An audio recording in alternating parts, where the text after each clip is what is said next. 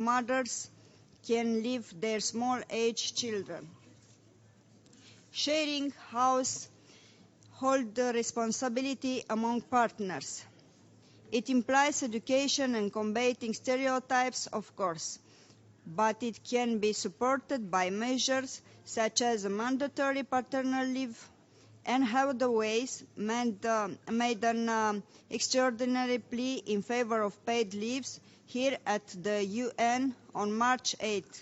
What better opportunity to learn about household and child care related responsibilities.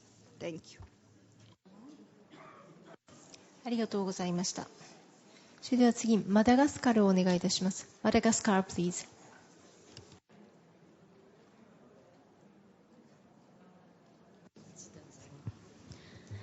Merci Madame la Présidente, Excellences, Mesdames et Messieurs.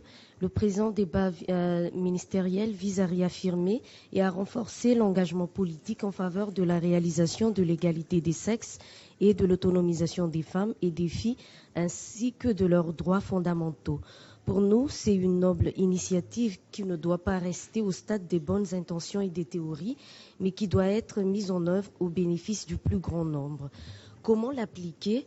Quelles sont les politiques à même de favoriser véritablement l'émancipation économique des femmes dans un monde de travail dominé par le secteur informel ? À ces questions, une même réponse. Misons sur l'autonomisation économique des femmes qui, pour nous, constitue un véritable levier non seulement en faveur des femmes, mais pour l'ensemble de la population vulnérable concernée par l'activité. Je veux partager la récente expérience que nous avons menée dans le cadre de la dernière célébration du 8 mars à Madagascar. Le concours de projet sur l'autonomisation économique que nous avons lancé a fait l'objet d'un véritable engouement à l'échelle nationale. Sur la forme, 1524 dossiers ont été retirés auprès de toutes nos directions régionales à travers le pays. 578 candidatures ont été reçues. En somme, près de 6000 personnes ont pris part à l'élaboration des projets. C'est mieux qu'un référendum ou une consultation populaire et c'est moins budgétivore. Sur le fond, ce ne sont pas les bonnes initiatives qui manquent, notamment de la part des femmes agissant dans le secteur primaire de l'agriculture et de l'élevage. Voici les enseignements que nous avons tirés de cette expérience. La notion d'autonomisation est totalement maîtrisée par nos femmes. Les initiatives proposées sont des plus réalistes, pertinentes et adaptées au contexte local. Ces initiatives venant de la base et du monde rural sont convaincantes. L'État doit se positionner pour donner un meilleur cadre de travail et pour faciliter les démarches. Il faut mettre les moyens au service des porteuses de projets. La constitution de dossiers et les démarches ne doivent pas constituer un frein pour l'obtention des fonds. On ressent le besoin de sortir de l'informel de la part des porteuses de projets. Le concours de projets mérite d'être reconduit et multiplié de manière à faire refléter les initiatives, mais aussi pour avoir une image précise du tissu associatif national.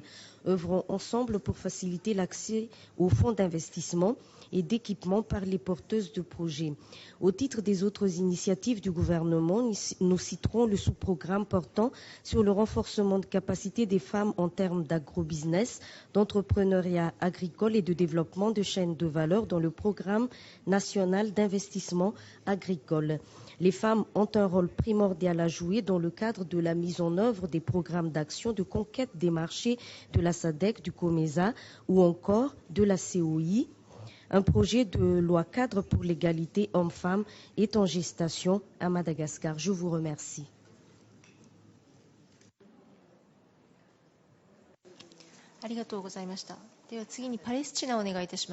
State of Palestine, please.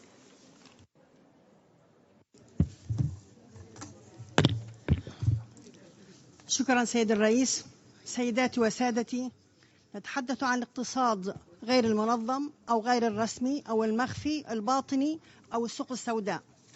وينتشر هذا النظام في معظم دول العالم وفي الدول النامية، وكذلك ينتشر أيضا في الدول التي ترزح تحت الاحتلال كدولة فلسطين. وحسب الإحصائيات من منظمة العمل الدولية ILO، عام 2014 أن نسبة العاملين في هذا القطاع في فلسطين يشكل حوالي 58% في كل من الضفة الغربية وقطاع غزة، ويعتبر هذه النسبة هي الأعلى بين الدول العربية، وأن حوالي 60% من النساء في سوق العمل هي عمالة غير منظمة، وأن 90% من مجمل العاملات تعمل في العمل المنزلي ومشاريع الأسرة غير مدفوعة الأجر. هذا وأن نسبة 70% من العاملين في قطاع التطريز اليدوي والصناعات اليدوية هن نساء، وهو قطاع اقتصادي مهدد ومهمش وغير منظم، حيث تواجه النساء والجمعيات العاملة فيها مشكلات التسويق داخليا وخارجيا نتيجة الحصار المضروب على فلسطين، وكذلك نتيجة الفقر، وكذلك غياب الحوافز التشريعية والتشريعات التي تعمل على حماية المنتج، وغياب المواصفات والمقاييس التي تحمي المنتج من المنتجات المصنعة أو المقلدة. والأخطر من ذلك فإن صاحب العمل لا يلتزم بالحد الأدنى للأجور